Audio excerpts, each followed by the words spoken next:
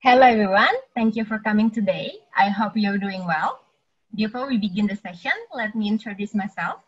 My name is Elika. I'm working as Project Manager of Insight Speaker Series at Wicca. It is my pleasure to welcome you today as the host in this webinar session, talking about hiring the best talent, do it now. I'm very excited because later we will introduce our inspiring speaker and moderator. In this moment, I would like to say thank you to our partners, 1000 Startup Digital and ICT Ministry of Indonesia. Kumpul as our community partner, Zillion as our media partner, and also Selaksa as our event partner. This project will not be able to run without our partner support. We are very delighted to have you here in Insight Speaker Series, which will be held bi-weekly, with several topics around business, finance, marketing, and technology. As our current situation affected by COVID-19, many businesses and startups has been adjusting and maintain their business both in short and long-term action to survive this situation. That is the reason this webinar series is made, to help the government to support startups and business to survive and thrive in COVID-19 situation. The knowledge and experience will be delivered by international speakers and moderators from top-notch companies to share their perspective in business. Today, in this session, we will learn about how to find and select the best talent. Before we start, I'm going to explain the agenda. So after participant check-in, we have an opening and introduction as what we already have now. After that, we're going to have a presentation from Kevin Haldeman, our speaker. He is an associate staffing lead at Google. And then we're going to have Q&A session, which will be facilitated by our moderator, Vita Subiakti. If you have any question regarding our topic during the presentation, you don't have to wait until the end of presentation. You can just write it on Q&A chat box in Zoom, and then we will go through it later on Q&A session. So without further ado, I would like to introduce our moderator for today's session. She's a secretary at Optimis International of the Southwest and the co-founder of Botica, a virtual assistant for small and medium social commerce. She is also active in MICTI, Indonesia Digital Creative Industry Community, in advocacy and partnership division that offers her a door to meet the person from top management of digital companies or ecosystem players, communities, and startups. She is Vita Subiakti. Thank you for sparing your time to be able to facilitate our discussion today. Hello, everyone. Hello, Vita. Hello. Thank you, Elika, for the time. You're welcome. Okay. Hello, everyone. I'm Vita. So I read here in the chat, it's like many people already joining. It's like we have already Yen is from Brunei. Hi, Yen. How are you? And then you have also Furqan Jamil is from Bekasi. Hello, Furqan. And many here. So I cannot say hi one by one. So let's start our webinar today. Allow me to introduce our speaker for today. So as Elika already introduced before, that today we are having a very special person, experience in how to choose the right team for your startup. So please allow me introduce Kevin Haldeman. He's like for past 13 years, Kevin already worked in a variety of Fortune, like 500 companies, including Amazon, Verizon, and also Google for now, where he leads a recruiting team covering roles across Southeast Asia. And he's passionate about structured interviewing and assessment technique, incorporating a scientific approach into people decision. Currently, Kevin is based in Singapore, and he spent 11 years living and working in Japan, but somehow he's still not good at karaoke. So guys, if you want to hang around with Kevin, please skip the karaoke. So Kevin, please welcome and like to greet all the members here in the webinar today. Kevin, the time's for you. Hi, everyone. Thank you so much for joining. And Vita, I didn't realize you were going to share the karaoke fact at the beginning here. So quite embarrassed to start things off. But I really appreciate all of you joining on a Saturday to talk about hiring, something I'm very passionate about. And I'm surprised to have so many people willing to spend their weekend to discuss this topic, but very happy to be here today. Thank you for joining. Okay, thank you, Kevin. So, Kevin, what today you will, how to say, share with all of us? It's like what you will say. Well, I'm going to be talking about, I guess, three main topics. First will be how to find talent, how to identify people to hire. The second topic will be about once you find them, how to interview them, how to assess them. And then finally, what does the hiring landscape look like right now? Obviously, a very unique environment this year for both companies and for employees. So I'll share a few of my thoughts on what it looks like right now. And then after that, we'll have a lot of time for questions, it sounds like. Okay, about the third point. So for sure, you already aware about the, let's say, it's a global crisis now. So I hope, it's like after the first to find people and then second to assess where they're best in the position. So I hope in the third point, you will help us in how to deal with all this team during this pandemic. I'll see what I can do. Yeah, happy to answer the questions there as well. Yep. Okay, Kevin, please, we are going to listening you. The time is yours. All right, great. Well, I'm excited to get started. Thank you so much for joining, everyone. As I mentioned, I'm going to be walking through these topics today: finding talent, assessing and selecting talent, the current landscape, and then lots of time at the end for questions.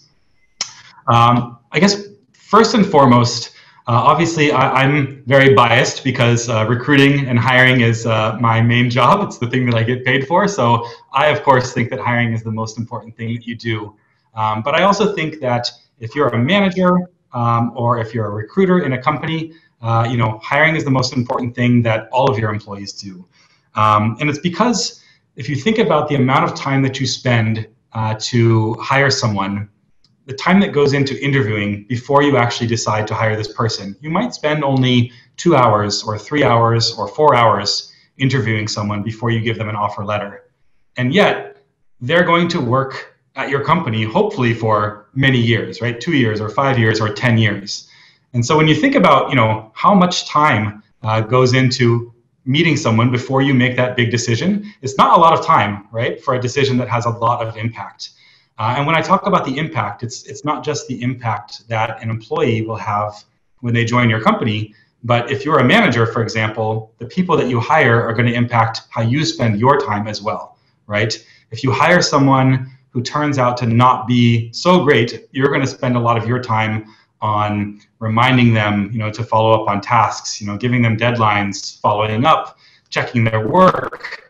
A lot of things that we consider to be management and not very exciting things. On the other hand, if you hire great people, then you can spend your time on more exciting things like empowerment, on strategy, on vision, on thinking about the future, and helping your team with their career goals. So when you hire, think about the impact not just on the company, not just the potential of the person that you're hiring, but also the potential on yourself and the other people that are in that company that they're going to work with. And when you take those things into consideration, hopefully everyone agrees that hiring is maybe, if not the most important thing you do, one of the most important things you do. So hopefully you agree with that. And maybe you're thinking like, yes, Kevin, like that's why I'm here, because I agree that hiring is a very important thing. But how do I find, great people? Like, how do I know who's actually good just from a couple of interviews, some casual chats maybe, how do I make that decision? And I'm going to talk about that, but before I do that, I have a pop quiz. Sorry to give you a test on a Saturday, but does anybody happen to know, this is related to hiring, by the way, it's not just random questions, but does anyone happen to know who are Google's founders? If you know, go ahead and type it into the chat. Okay, everyone who know who is the Google founders, please raise the hand. You can Googling for a moment as well. You can Google it, I guess. There we go. We've got one. Sergey Brin and Larry Page. Okay. Wonderful. Okay, we have Joan Ko and also Furkan. So Joan Ko says Sergey Brin and Larry Page, and the Furkan Jamil says like Larry Page. So it's like two people agree in one thing. Sergey Brin and Larry Page is correct. Well done. I'm not sure if you Googled it, but you did get the correct answer. So what about the next question? This is them, by the way. They met at Stanford University and about 22 years ago started Google. So that's an easy one. The second one is a little bit harder. Who was Google's first recruiter? I think even if you Google this one, it might be difficult. Anybody know? So again, anyone? Who was Google's first recruiter? It was not me. I'll give you a clue.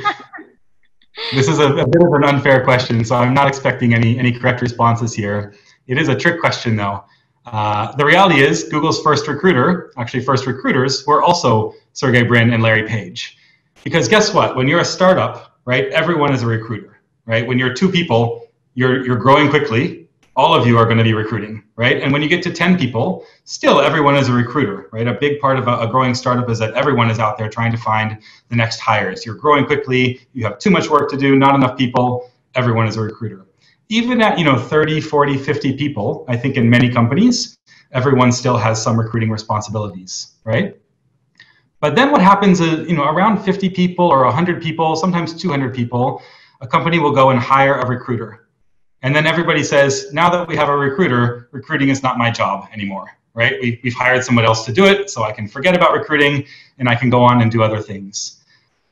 And when I talk about tips for hiring, these are my top 5 tips for finding talent. My first tip is that you have to keep the culture that everyone in your company is a recruiter. No matter how big you get, everyone in the company, a part of their job should be recruiting. And if you lose that, around the time you become 100 people, it's really hard to get it back. So you need to set that culture up from day one. And one of the things that I like most about Google is that even though we're now more than 100,000 employees, there's still that philosophy that everyone in Google has a responsibility to continue to be looking for the next great hire. For your own team, for other teams, for future teams. It is a big part of the culture. And it's one of the reasons that we're able to hire well is because as we've grown, we've gotten better at recruiting because every person we hire has a network of other people that we could potentially hire. And so I would say that if your company hasn't created this as part of their culture yet, you should really focus on this as your #1 recruiting strategy from day one. And if you don't have it yet, you might want to spend some time with the leadership in your company to reestablish, this philosophy that, it's very difficult to do on your own. Recruiters are not a silver bullet for hiring, right? Most recruiters use the same job sites, they use the same tools, the same strategies. They don't know everyone in the market. And so they're not going to be able to solve every hiring need on their own. And they really need, the partnership from the rest of the people in the company whose core job is not recruiting to help with that. And so when you hire, if you haven't done so already, when you hire your first recruiter, you should tell people that this is not our first recruiter. This is our first full-time recruiter, who 100% of their job is recruiting. But the reality is everybody else here is still a recruiter, whether it's 5% or 10% or 20%. And I think that, you should instill that philosophy as soon as possible if it's not there already. Second tip here is that recruiting can happen anytime and anywhere. I'll use myself as an example. Actually, when I got hired at Google, I didn't apply for the job. And actually, Google didn't seek me out for the job either. What happened was I was invited to attend an event that was held at Google's office. And it was an event about HR. It was an HR topic. And so I said, oh, this is interesting. Like, I'm eager to go and learn more about this. So I signed up for the event. And then the day before the event organizer emailed me and said, hey, Kevin, one of our speakers had to cancel and they're not able to make it tomorrow. Can you speak instead? And I said, oh, what's the topic again? And they told me the topic again. And I said, well, probably I can throw something together. And so I did. I made just a couple of slides and I presented at the event the next day. And I didn't think anything of it after that. But about 2 weeks later, one person from Google who attended that event sent me a message and said, hey, have you ever thought about working at Google? And I said, well, no, I didn't know that I would even be considered, to work at Google. And that's how it started. Of course, I still had to interview and do these kinds of things, but they found me through something that was not related to recruiting at all. I don't know if they were seeking people out specifically by holding that event, but that's how I ended up getting a job. And especially these days, in this kind of environment where we're not meeting up, in person, it's actually getting easier to attend events, right? You don't have to commute. You don't have to go to a physical location to attend an event. You can just sign up, join by Zoom, and you can be there at that event. So I think that similar to the first topic, everyone, of course, can be a recruiter by joining these events, but you can also host your own events, right? If you're a small company, if you're a startup, you can start up an event, invite other industry professionals, and it doesn't have to be a recruiting event, right? It doesn't have to be like the focus of this event is we're going to be interviewing people and assessing people. The event can be about any kind of topic related to your business or emerging trends in the business. It can be you can have other people like experts in the field talking about their thoughts there, and you might just meet someone. Maybe it's not even someone at that event that you're going to hire now, but maybe it's someone you could hire 6 months from now, or 12 months from now, or 2 years from now. But I think that having that mindset that recruiting can happen anytime, anywhere, and also letting your team members know that part of their job should be going out to events, if not hosting events, so that they can continue to identify people through those kinds of media. So, a lot of people think that you can only recruit, by the people who apply or the people that you seek out. A lot of job boards are quite expensive to use. So some of these events can be a great alternative to that. All right, the third tip is consider transferable skills. So what I noticed in my own hiring and when I've looked at how other companies hire is when they want to hire someone, by far the thing that they look for the most is, can we find someone who's done this job at a competitor? Basically, we want to find someone who's already doing this current job. We want them to come to our company and do the job at our company. It's the easiest way to know, with confidence, like, I think this person can do this job because they've done it before. And I would encourage you to question that philosophy. Is that really the best way to hire? Is that really the best way to find the top people? Because for one, like if someone is already doing that job at a competitor, why do they want to change and do that job at your company? Maybe it's because they're not doing very well, at their current company, or maybe there's other reasons that are not just because they're excited about the opportunity in your company. It could be, it could be something else. So think about, what is really needed for this job that we're hiring for? Do we need someone who, from day one, can do this full job 100%? Or can we hire someone that has potential? And if we train them for a month or 2 months or 3 months, they'll be able to do this job. And maybe because we've hired for someone who's just really smart, really intelligent, like good problem-solving skills, creative, that kind of person, even if they haven't done the exact job before, can be trained to do that job. And many times they'll be able to do that job better than other people who've done it before. And again, I've seen this happen in my team. When I hire recruiters for my own team, I've hired recruiters who have no experience with recruiting at all. They come from a sales background, or they come from a marketing background or consulting background. And sometimes they really surprise you, because I already have some recruiters in the team who know recruiting, right? And they can help, they can teach, they can mentor anyone who comes into the team who's new.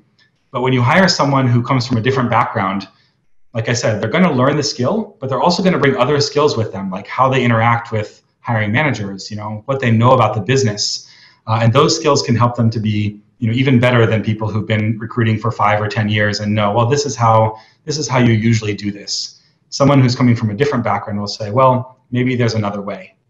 And you'll be surprised if you hire those kinds of people and find like, wow, this is something, I never would have considered on my own, but because they're coming from a different background, they were able to come up with some unique, novel solutions. So consider that when you're hiring, that you don't need to hire someone who's doing the exact same job somewhere else.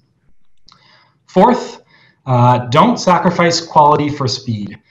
So the reality is, if you're hiring, usually it means that you have some kind of immediate need, right? There's something, some work that needs to be done urgently, and either you don't have the skills to do it, or maybe people in the team do have skills, but they just don't have enough time. So if that's the case, you tend to prioritize speed when hiring. We need to hire someone ASAP so that I can delegate, some of my work to them. I'm too busy. I need to hire someone so they can do some of that work. And I would again encourage you to, think about when you're hiring this person, you're not just hiring them for the problem that's happening right now. You're hiring them for the problem that's happening 6 months from now, or 12 months from now, or 2 years from now. And if you hire someone just based on, okay, like maybe they're not the best person, but they can start quickly and they can take this, they can take this responsibility and solve it quickly. And if you do that over and over, it's going to result in a team that's not suited to solve tomorrow's challenges. It's a team was hired to solve yesterday's challenges. And so I would think that rather than focusing on the person who's the best for whatever problem you have now, take a bit more time and think about who's the person who's going to solve, who just has a good approach to problem solving that will help us solve a wide variety of problems in the future, not just what we have right now, even if it's going to take a little bit more time, even if you think that it's urgent because you have some work that needs to be done very quickly.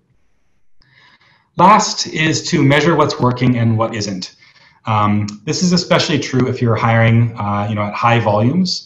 I think a lot of teams, when they hire, after they've made the hire, they just forget about it. They never look back and see, did we do a good job of hiring? Were we successful in making this hire?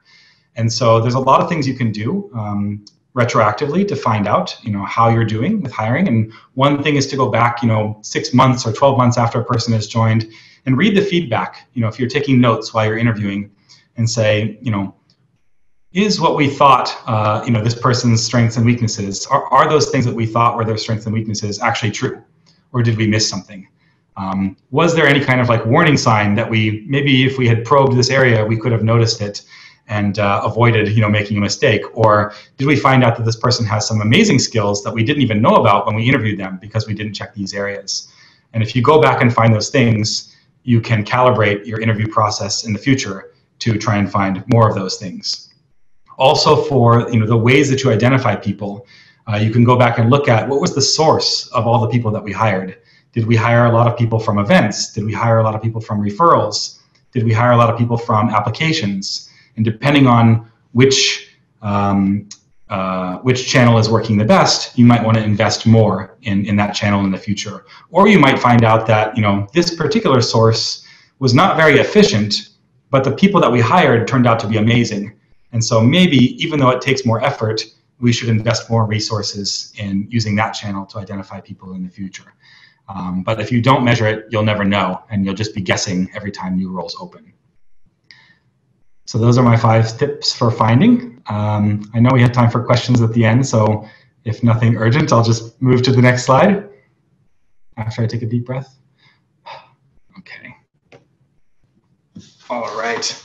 Assessing and selecting. So you might say, okay, we've found people, but how do we know once we interview them if they're any good? We have their resume, we think they're good, but how do we actually know? And this is one of the reasons that I joined Google, actually. Before I joined Google, I've been working for about 10 years, recruiting for other companies.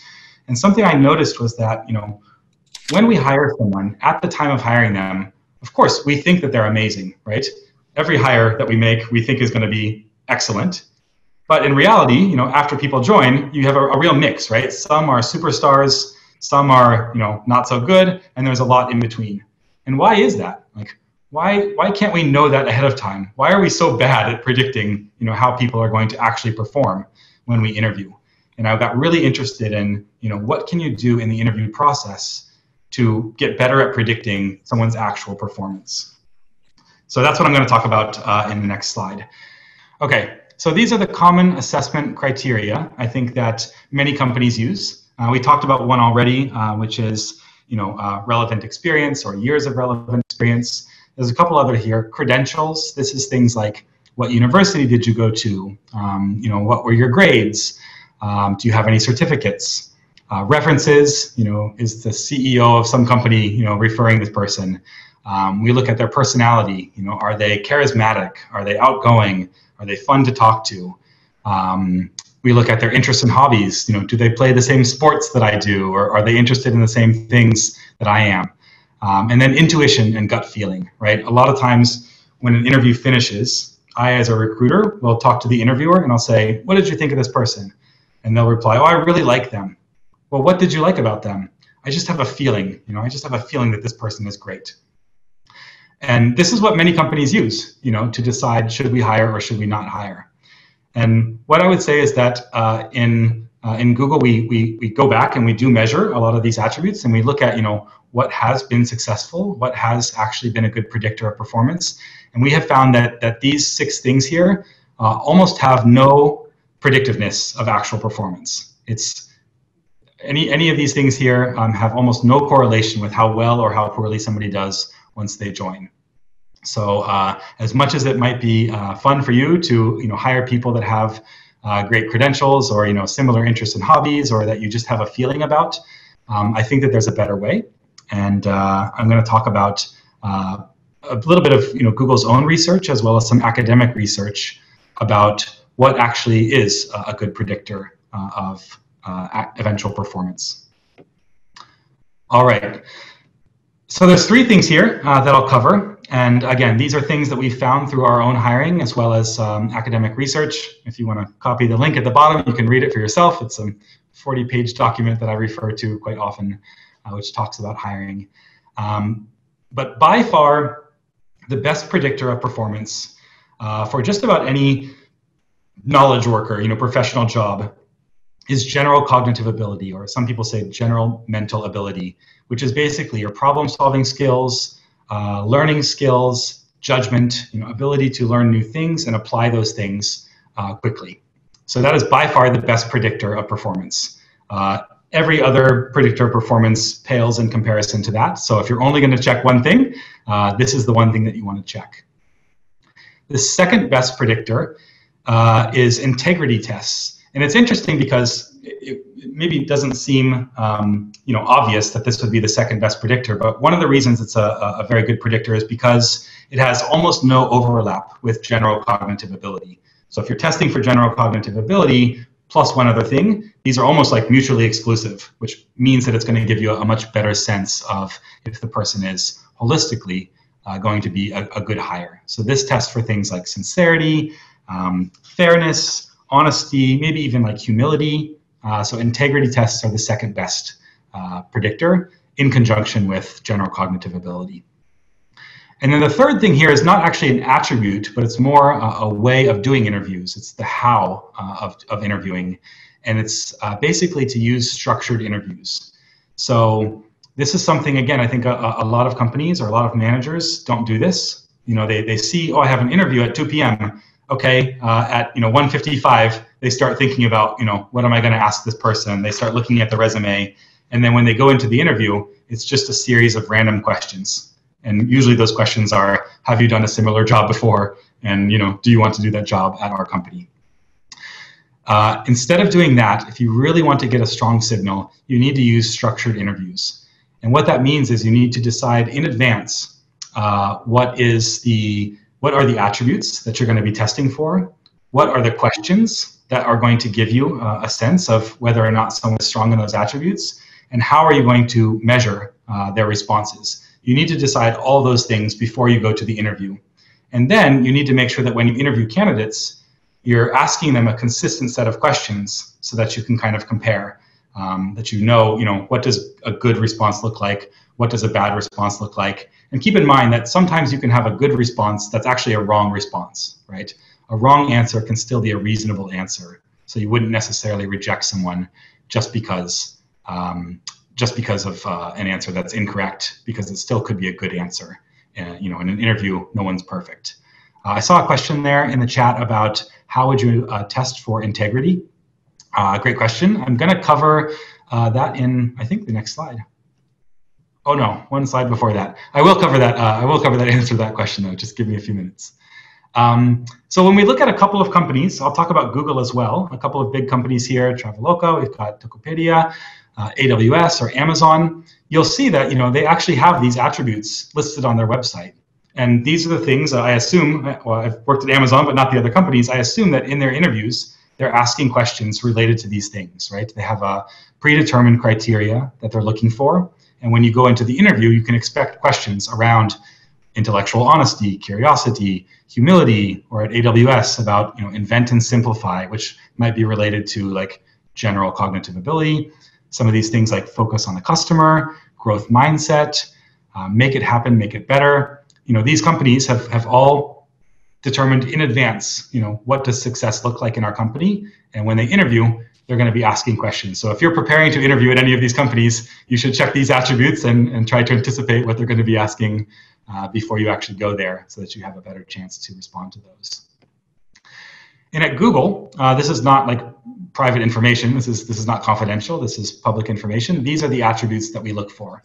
So we look for the general cognitive ability, role-related knowledge. I mentioned before that it's not something you want to rely on completely, but also you want to find out, if someone doesn't have the role-related knowledge, can they pick it up, or do they have other knowledge that could be transferable to this skill? So we say role-related knowledge rather than role-specific knowledge, because you might find someone who has not done sales before, but maybe they have experience with negotiation, or maybe they have experience with interacting with senior like C-level stakeholders. That could be role-related knowledge for a sales role, even though it's not sales-related knowledge or sales-specific knowledge.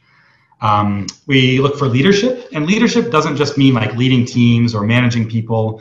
Leadership can be things like, can you get things done?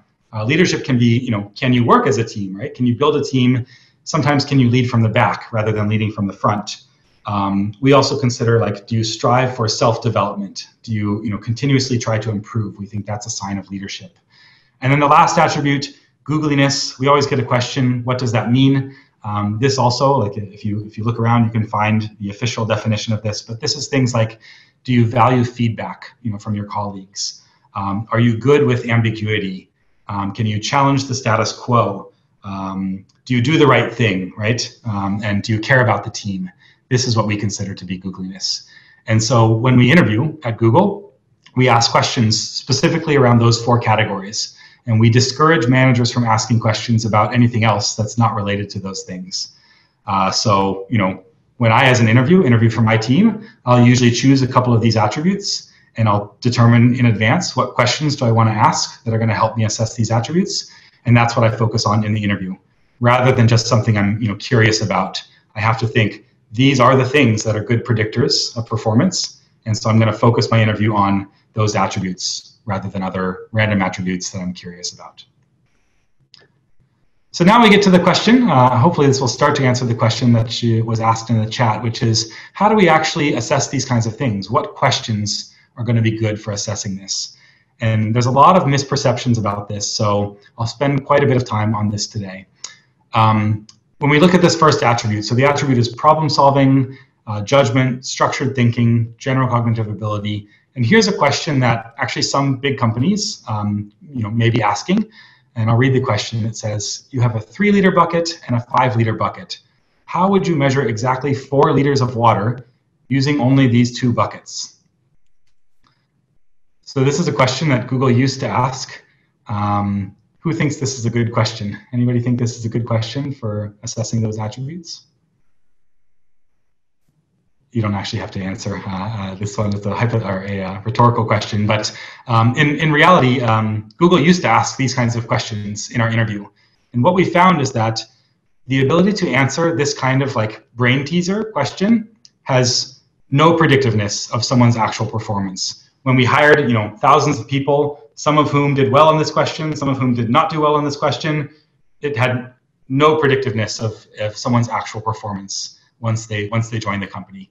And so again, by measuring that, we were able to determine that this is not a good question, and we stopped asking it. It's a fun question to ask, right? Because maybe if you know the answer, you can kind of see like, is this person going to be able to figure it out? It's it's just fun to know. Like, I know the answer. Let's see if they can guess at what it is. But we shouldn't be interviewing for entertainment, right? We should be interviewing for, is it going to be a good predictor of performance? So the question that we would ask instead, it's a very boring question, but we would say something like, tell me about a complex problem that you've recently solved. Walk me through your thought process. What was the situation? What options did you consider? And how did you decide on a final solution? It's boring, right, compared to the first question. But the reason it's a good question is because it's boring. it's very difficult to fake an answer to this, right? Someone has to think of an actual example. They have to talk you through, like, what was the problem? Why did I approach it this way? What options did I consider? And they're going to have to explain that to you. And that's going to be very relevant to future problems, right? Whatever problem they have, if they join your company, you want to know how are they going to approach it. You can't get a right or a wrong answer to every problem, but what's important is how do they approach problems if they've never faced those kinds of problems before. So by asking a question like this, you can really understand their thought process, and then you'll be able to see, could they apply the same process to other problems? And that's a really good predictor of performance, right? If they have a really good thought process for solving complicated problems. And you'll ask them follow-up questions, right? You can come up with, like, for me, when I interview, a 1-hour interview, I usually only have 4 main questions. And then each of those questions has a bunch of follow-up questions. So depending on how they answer, I might ask follow-up questions like, if you could go back again, and start over from the beginning, what would you do differently? And that, that will give me an indication of, after they finish work, do they ever think about it again? Or it's just like, that's done, let's move on. I want someone who thinks through and says, how could I have done better? What could I have done differently that could have got a better result?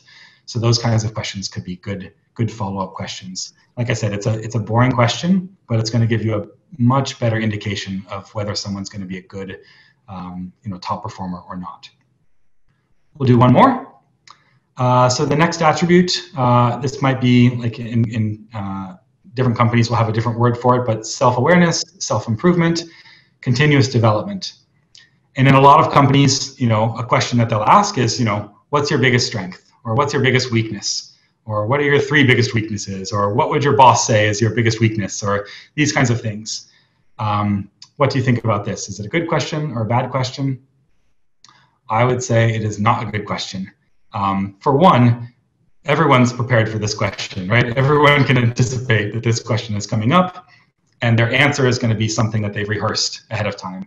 No one's going to give you like a really true answer, right? No one's going to say, my biggest weakness is that when I get stressed, I get angry and throw things, right? No one's going to say that in an interview, even if it's true. So why ask the question? You're not going to get an honest answer. So we would say, rather than asking this question, you might ask a question like this. Tell me about some developmental feedback that you received from a boss or a coworker. What did you do to address it? How can you measure if you've improved? And again, someone could make up an answer that, oh, my boss says that I'm too detail-oriented, or my boss says I work too hard, or something like that. These are, again, fake answers. And you'll have to redirect them. You'll say, no, I'm looking for, really developmental feedback, something that you're not good at that you really need to improve. Feedback that you've got could be very difficult feedback, and you'll want to see how they answer that. And if they still avoid the question, that's also giving you good information, right? It says maybe this person doesn't have much humility. Maybe this person isn't very transparent. Maybe this person is not focused on self-development. But hopefully, you'll get them to talk about, some real developmental feedback that they got and how they addressed it. They might say that, some of my teammates have said that I'm stubborn. Once I make up my mind, it's very difficult for me to change my mind. And when I heard that feedback, I was quite surprised, because I didn't think that, I consider myself a very open-minded. But I decided, I'm going to look into this, and I'm going to ask other people, have you felt this way before? Or, seek out some of my friends and say, have you seen this before? Seek out some of my other coworkers or previous bosses and ask them, have you noticed this for me? And if they have, then I need to look into it and say, what steps can I take, to combat this? What steps can I take to fix this perception? And you'll get a much better answer that tells you a lot more about this person than the first question, what is your biggest weakness? So this is true for any of those questions. You asked about integrity before. So again, you'll ask a question maybe from their experience. You'll say, tell me about a time when you had to make an unpopular decision, or tell me about a time when you had to make an easy choice that might have been morally questionable versus a difficult choice that's going to take more work, but morally right. How did you decide what to do? You'll ask them for an actual example, or you can give them a hypothetical example to say, what if you face this kind of situation where you have a deadline, you need to get something done, and you need to make a decision that's going to challenge your integrity? What would you do in that situation? and get them to walk you through that. So you can find questions online. I think there's books about it, but if you search for those either hypothetical or behavioral questions, they'll give you a much better sense of someone's, any of those attributes, whether it's integrity or problem-solving skills, by asking them, to walk through an example, whether it's hypothetical or behavioral. All right, check my time. Coming to the end here. I'll go over a few more slides here.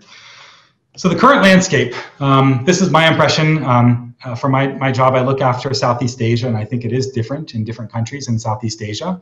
But in general, these are three things that I see happening right now. One is that a lot of companies right now are playing it safe. They're in a wait and see mode. When you hire, it's an investment. And right now, they're not sure, is this investment going to pay off? Because we don't know what's going to happen in the economy. And so some companies are reluctant to make those kinds of investment hiring decisions right now. And they're going to wait and see. But that means that it's an opportunity for other companies, right? If a lot of companies are waiting and seeing, there's still, the talent is still out there. There's still people that are looking for jobs, and maybe fewer companies that are looking for those people. So it actually can be a great opportunity for companies that are looking to hire, because there's talent out there that's potentially looking to work, and some of the typical companies that you might be competing with for that talent are maybe not looking for talent right now. So you could have a real advantage right now if you're looking to hire while others are not. Second is that workers are split. Realistically, employees also are going through a very unique situation with the economy and with this global pandemic. And for some of them, they're saying that now is not the time to look for a new job. Now is the time for stability. So many other things in life right now are unstable. For my job, I want it to be stable. And no matter what offer they get, no matter what company contacts them, they're not going to want to change their job, because just too many other things to be stressed out about. And changing your job can be stressful. On the other hand, there's other people that are saying, like, you know what, there's a lot of disruption happening right now, and I want to be a part of that disruption. Now is an opportunity to find new ways of doing things, right? Travel is shifting, and the way people shop is shifting. These are all opportunities that you can get it on the ground floor, right? This year has been very difficult, but it's also created opportunities, and there are some people that are very eager to take advantage of those opportunities. And you may be looking for that kind of person, and they're out there for sure. Last is about mission, values, culture. These are all critical things in terms of like employer branding, employer value proposition when you're looking to hire. People join companies in many cases because they're inspired by a company's mission, values, and culture. And that's not changing at all. I think that's still consistent this year, even despite all the other changes that are happening around the world. But I would say one thing that is getting more important is flexibility. Of all the things that you can do to set yourself apart from other companies or competitors, is offering that flexibility. People need it more than ever, and they want to go work for a company that's going to acknowledge that this is a difficult year. People are going through very unique times, and if we allow people to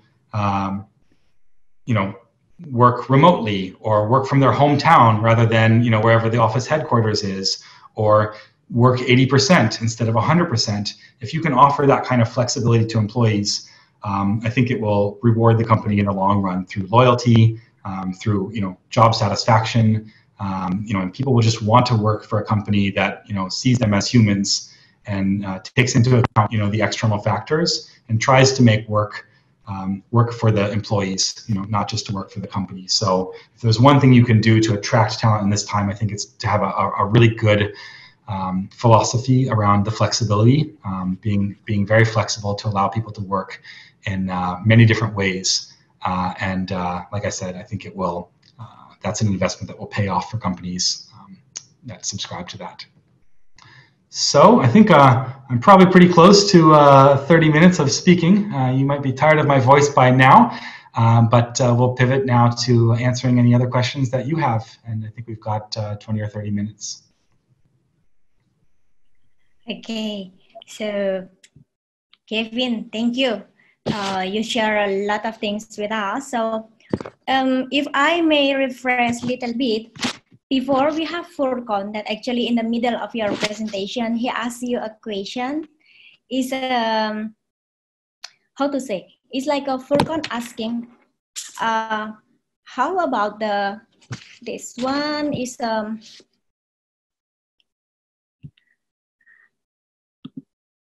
let me see from the chat. Okay, so in here, Furkan is like asking,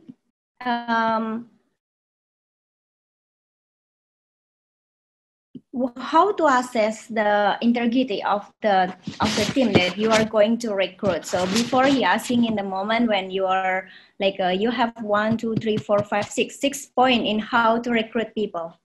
So how to find the people. So he asks you how to assess the integrity. Sorry, it's like after you find the people. So what is the most point?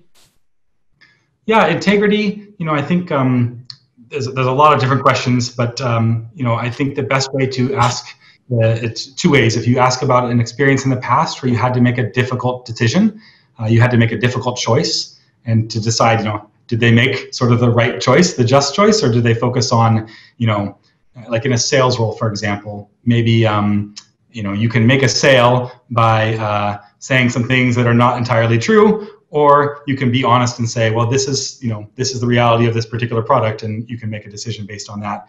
And ask someone, when you've had to make that difficult kind of decision, how did you approach it? What did you do? Or you can ask a hypothetical question.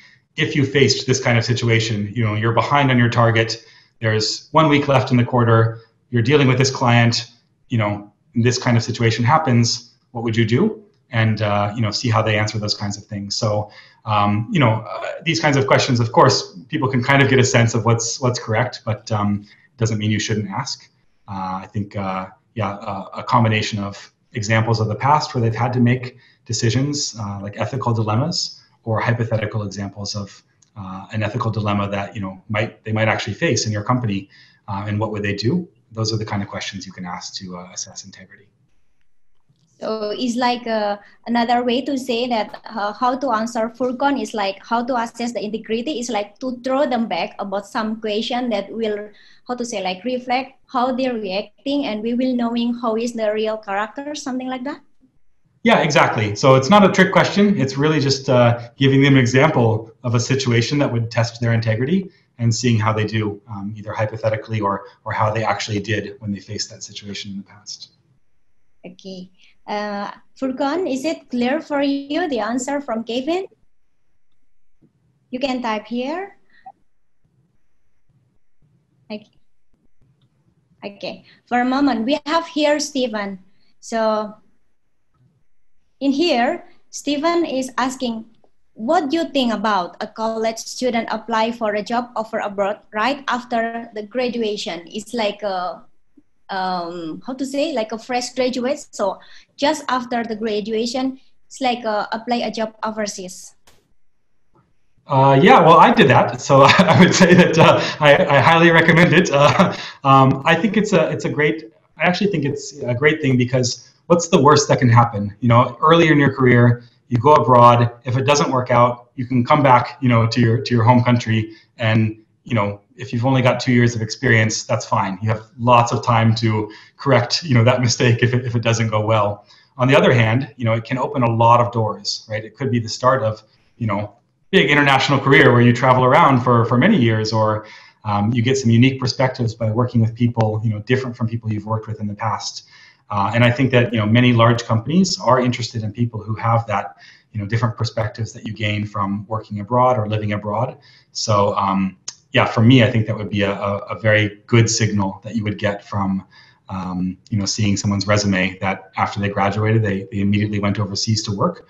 I think that would be a desirable attribute. Yeah, I don't think there's too much risk to it, to be honest. Even if it doesn't go well, you have a lot of time to, correct that mistake in the future. Thank you. So Stephen, is that clear for you? Another thing is like maybe additional question for what Stephen asked to you, Kevin. I would like to know. So for this, is it, don't care, is the fresh graduate or everyone that already have the job experience before? So my question is, does the a grade point average, the GPA, is really matter to be considered by the recruiter nowadays? Yeah, that's actually a very difficult question. I think it's a good question. So I think it can still be a signal, right? When you're looking at hiring, I would say, especially when you're hiring new grads, you don't have a lot of information, right? They don't have any work experience. They haven't, done a lot of things that you can ask them about to see their problem solving approach. And so grade point average is a signal. I wouldn't say that it's a very good signal, right? It's not a very strong predictor of performance. And in fact, again, when we look at within Google, we look at the top performers and the medium performers. There's no correlation between their grade point average or their university and how well they perform once they join the company. It doesn't mean that those things don't matter at all, because again, this is people who've passed the interviews at Google, and then we look at university and grade point average. But in general, it's not a good signal. But if someone is a recent graduate, you just don't have many other signals to look at, and you need some kind of criteria that you can use to, you have 100 different CVs. How are we going to decide? We can't interview all of them. Maybe you look to grade point average as one signal. So I think it's okay to use it for new grads. Once someone has 3 years experience or 5 years experience, it doesn't matter at all. You should be asking about their experience rather than about their grade point average. And I would say even for new grads, yes, you might use grade point average as one criterion for assessing them, but I would also encourage you to interview some candidates that don't have a high grade point average and ask them about it. When you interview, ask them, hey, your grades are not so great, tell me why. And you might find out, like, some people, I'm the first in my family, to go to university, and I was working 2 jobs part-time the entire time I was in university. And so I didn't have, a lot of spare time to focus on my studies. To be honest, like, that kind of person to me would be very interesting. This is someone who really had to struggle to get where they are and probably overcome a lot of obstacles to get where they are. Maybe their grade point average is low, but they probably have a lot of other attributes that would be desirable for a company. So yeah, short answer is you can use grade point average for recent graduates, but don't rely on it too heavily. And also, try to consider some other profiles as well that might have different kind of experience rather than just high grades. A lot of other things can go into making someone a top performer. Okay, it's like you are trying to say that the GPA actually is not represent the real talent of the, how to say, the people that trying to apply the job. Yeah, I mean, it does tell you something. Like, to get a high grade point average, you have to be a hard worker. Probably you have to have some level of intelligence to get there. But I would say that having a low GPA doesn't necessarily mean that you're not intelligent. It doesn't necessarily mean that you're not a hard worker.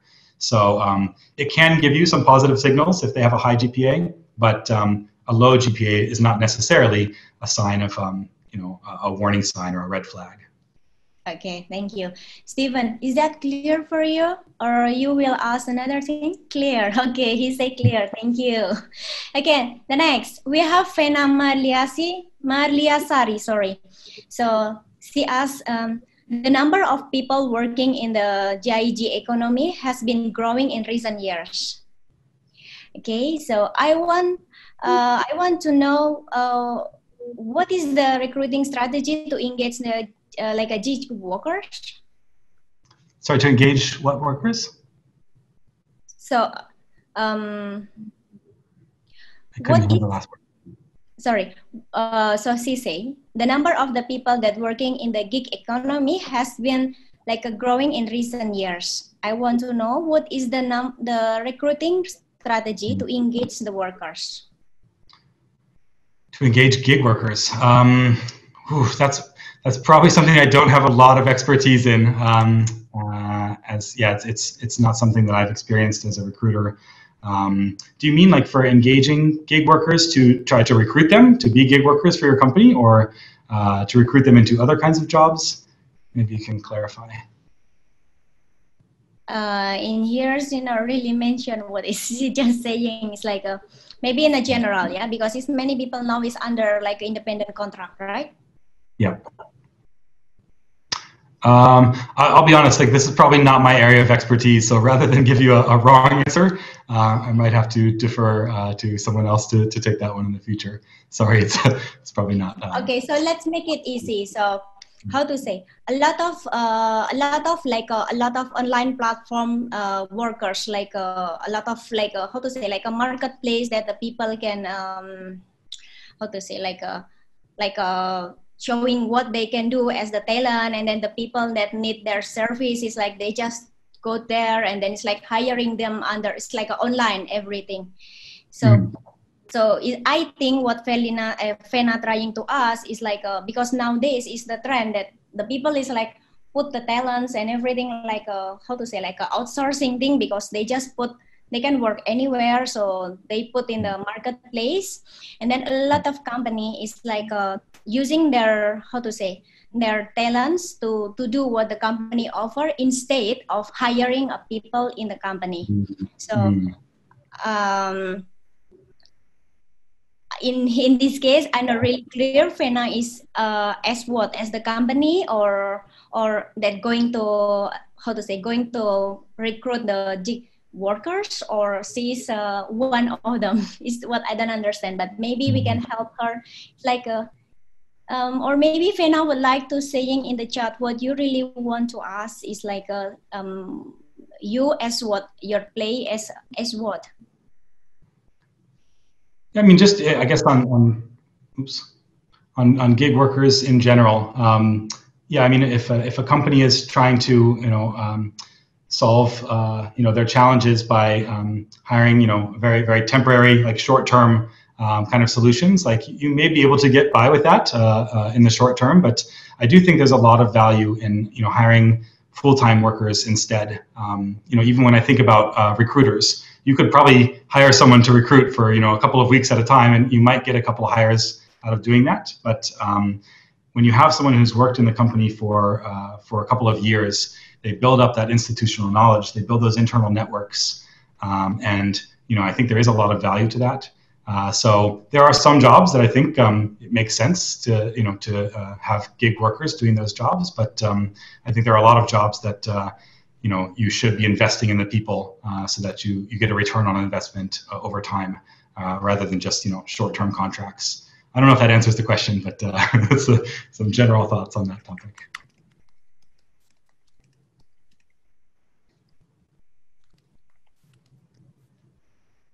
Okay, so I'm trying to chat the Fena. Maybe Fena will read later. So in my experience, maybe I will share a little bit what is my experience when I recruit to engage the gig workers. I always using which company or it's like which project they already do. It's like and then maybe it's like have some, how to say, like a portfolio project that already we can see something. It's like to know if you are really good or not. In my experience like that, but I mean, I don't know, maybe another company will be different. So Fena, if you read this, if you still have something that maybe I cannot explain clearly, please, you can chat in the text box, please. Okay, meanwhile, how to say, it's like waiting, Fena, I would like to ask you one more thing. So Kevin, before you are talking about that, it's important to find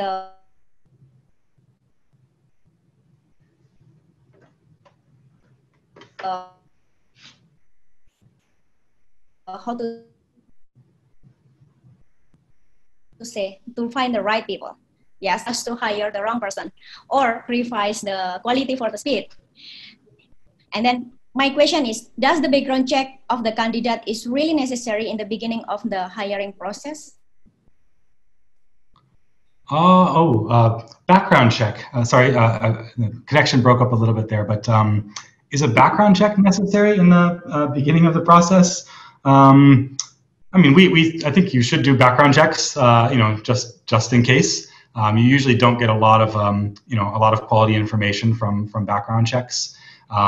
Reference checks, I think, can be good if you ask the right kind of questions. If you just look at a reference check as ticking boxes, do you recommend this person? what score would you give them out of 10, you're probably not going to get a lot of great information. But if you ask specific questions about, tell me the most impactful work you've seen this person do, you might get some good information from reference checks. Background checks are more just, are there any real red flags that we should be aware of before we hire this person? A combination of those can be useful. Okay. Another question that is actually maybe connection to the landscaping is like the third point. So, you are saying about that a lot of company in the like a very slow hiring, how to say, it's like a wait and see. So yes. Nowadays is like let's say it's not. I hope it's not taboo to say it, but it's like a lot of people lose the job nowadays. Yes. So how to say, how to know that it's the right time to recruit? Yeah, that's a great question. I mean, first, like it's well known that a lot of big companies that are big these days, were started during a recession, right? So it's very clear that many companies do take advantage of when the economy is difficult, creating something new. There are opportunities to create something new. So yes, some companies may be reducing their staff, but that can be an advantage for other companies. And so the companies that see opportunity should take advantage of that. Now would be a great time for them to hire to become the next big company, because you do have an advantage over those bigger competitors who may be reducing staff or not hiring these days. I think for people as well who have been impacted by layoffs or reductions in staff, it's important. This will pass, right? The economy will get better eventually, and I think one thing that probably recruiters can do and managers can do better is, often when you look at a resume, if you see that there's some kind of gap, a lot of people say, oh, that's a red flag. Why was this person unemployed? Maybe that's a risk to hire them because you don't know what happened. But I think now's a good time to remember that we've all known great people who lost their jobs, and it wasn't because they did something bad. It's just because the economy is, not able to support that job these days. So I would say that, what we all can do is when economy picks up again, if you get those kind of resumes that, include someone who maybe has a gap because they, they were unemployed for a while, consider that it's not just because maybe they made a mistake. It's likely because it was external factors that just made this happen. And so I think, companies right now, if they are hiring, should be looking for people that might have been impacted, that lost their jobs from other, good companies. And in the future as well, when you see those kinds of resumes, just know that, it doesn't happen, doesn't mean that they're a bad person because they lost their job. Plenty of good people, plenty of very excellent workers have also lost their job these days. And, we should overlook that when considering if they could be considered for other jobs in the future. Okay. And then it's like now we have Furqan again. So Furqan asks you one thing. So what kinds and characters of CV do you prefer to look at? So I'm curious, maybe Furqan going to apply in Google? Welcome, please.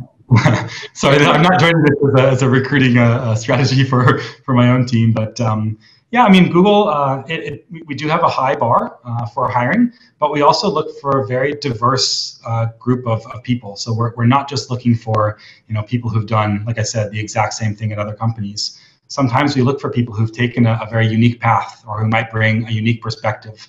So I can't say that there's one particular thing that we look for, but we might look for, whatever situation you found yourself in, did you make the most of it? Whatever company you found yourself in, did you find ways to do innovative things? Did you find ways to overcome challenges? Whatever the context is there. If you're the type of person who, looks for big challenging problems and comes up with creative ways to solve them, that in general is the type of attribute that we look for. But it can show up in so many ways on a CV. I can't say that like we look for these specific things because we're always looking for different things. And we look for the right combination of things, the right combination of people to come together. So sorry, it's not a very specific answer, but I would say that people who are excited about big challenges, who like to think creatively about how to solve those, who can challenge the status quo, follow through, who can get buy-in from people around them, who can work as a team to get things done. All those kinds of things would be attributes that we look for in one form or another on a CV. Okay. About the CV letter itself, how do you like to read CV letters? Like the cover letter that. Yeah, I mean the CV. How is like you like the one with a lot of picture, or it's just texting, or? Yeah, I mean, for me, and I would say probably most of the recruiters at Google, we look at a lot of resumes. So I prefer a very standard format without color, without a bunch of different fonts. I want to be able to like easily read through, where they've been working, what have they achieved there. It should flow very nicely. And I'm not probably going to hire someone because they had a very beautiful resume, like in terms of colors and pictures. I'm going to hire them because of the work that they've done. And in the cover letter itself, if someone writes a letter to the hiring manager or writes a letter to me, again, for me, the CV is just kind of what gets you into the door. Once you're at the interview, I'm not really looking at the CV anymore. I'm asking those questions about the attributes. So the CV is really just your entry point into the interview process. Once you're in the interview process, I'm going to be focusing on your problem-solving skills, your leadership, your Googliness, and maybe your role-related knowledge. Okay. So is that clear, the answer? I hope it's clear in here, because don't say the name who is, it's just like animals. Okay, we go to the next question. Okay. In here again, one more, animals. So Google has a very high marketing value to potential hires. That's true. So do you have any advice if startup like us can score high potential individuals? It's like, how to say, this is the question, like, because a big company like a Google is like a high marketing value. So it's more interesting for the people that going to apply the job instead of going to apply in a startup. So it's like this is need an advice. How about the startup like us can score a high potential individuals to be in their team? Well, I don't want to give all the tips on how to compete with me, but I can share. No, that's I think it's a good thing if we have good cross-pollination of talent. I would question the assumption that the best people want to work for a company like Google. Of course, some people are going to aspire to work for a company like Google, but there are very talented people that don't want to work for a large company, right? And if you think about Google now, we are a giant company with more than 100,000 people worldwide. That can be a good attribute for some people, but it can also be a negative for other people. I'm going to join this company where there's already 100,000 people. What is my job going to be? It's going to be to focus on this particular product in this particular region, this particular team. It might feel like a very small thing, whereas in a startup, you have an opportunity to work on a wide range of projects, a wide range of challenges, and you're going to pick up a wide range of skills because you have to, right? Because there's not 100,000 other people who can step in to work on those kinds of things. So I think that there are very talented people that are attracted to startups because they're going to get an opportunity to work on a lot of things, hopefully including recruiting and marketing and sales, and all those things kind of get rolled into every job description if you're working for a startup. So you should use that to your advantage. If you're competing with a large company for talent, say, if you go to that large company, what is your remit going to be? What is the scope of your role? It might be dealing with high amounts of revenue, but it might be in a very narrow area. Whereas if you join this startup, you're going to be working on all these different areas, and you're going to have a direct impact on whether the company is successful in the long term or not. So I think you can use those things to your advantage. And I think that, very talented people are also seeking those things out. It can be tough, to identify those talent if they might not, find your job in a job search. But that's why I think that some of those things like going to events can be crucial, because talented people are also going to those events. And you might come across them in unexpected ways. If you're both passionate about the same thing, if you're passionate about the same technology or the same, social issues, you might find yourself, in the same room with some of those people that could be top talent in those industries, and that could lead to hiring some of them. So I wouldn't say that it's a futile effort to compete with large companies for talent. Talented people want to go in all kinds of places. Okay, thank you. So I hope this is already answered the question. We go to the next question is Jane again. Jane asking, from what I know, Google sets up coding interviews for roles like software developers and engineers. Okay, are these coding interviews considered part of the basic interview process, or are they conducted on the top of the general interview? Yeah, for that particular job type, it's everyone who interviews for a software engineering job is going to have to go through some coding questions and algorithms, and maybe getting on a whiteboard, or I guess these days probably typing it into your laptop. Coding would be a critical part of the interview process for sure. But we would also look for, even for software engineers, we would be looking for some of those other attributes like Googliness and leadership, because to be successful in Google, you can't just be a person who is an island and a superstar coder working alone.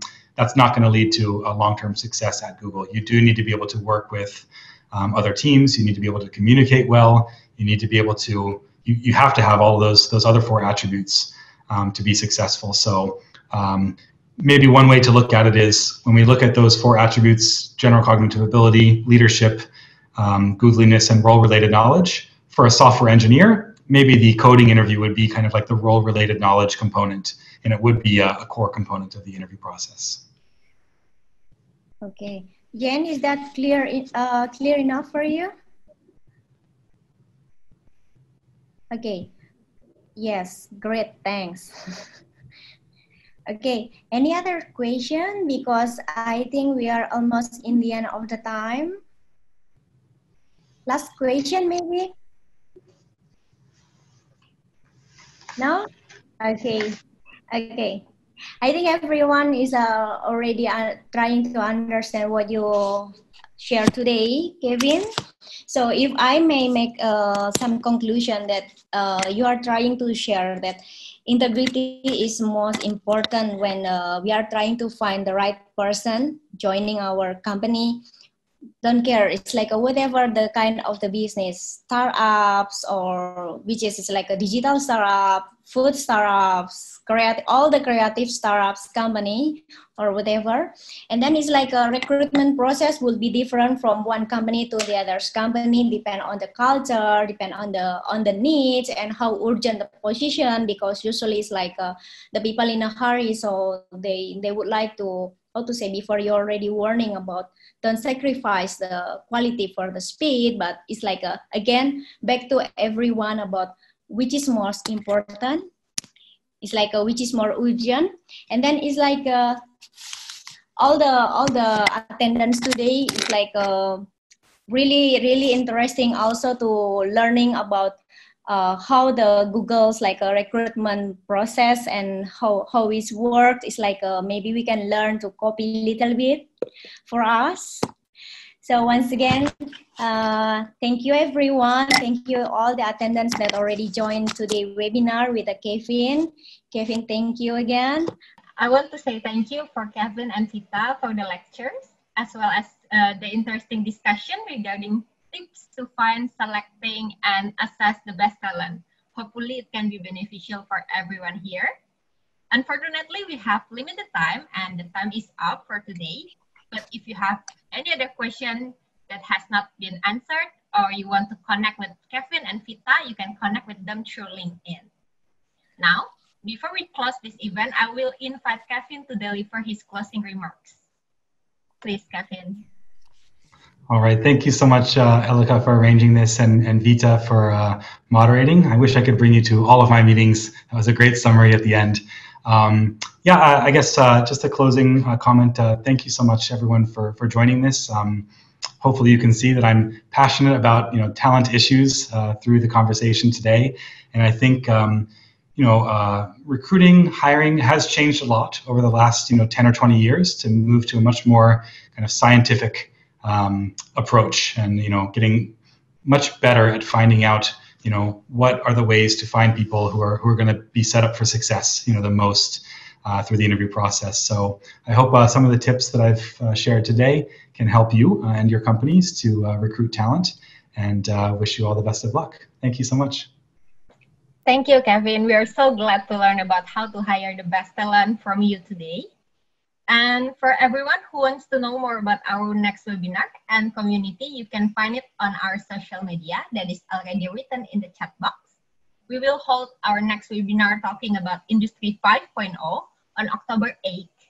And we will be more than excited if you want to join us on our next webinar. And for the details, we will update it on our social media. So stay tuned. Also, it will mean so much for this webinar if you feel the pulling at the end of our session, so we can improve the quality of our next webinar. Furthermore, we also have an online group discussion in Telegram.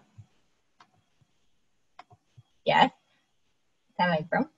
We will have weekly discussion with experts through group chat in Telegram, covering several topics around business, finance, technology, and marketing. We are open to anyone who is interested in entrepreneurship and wants to learn about managing business from the experts. The objective of this online group discussion is to expose members with business knowledge and experience to achieve their goals through discussion.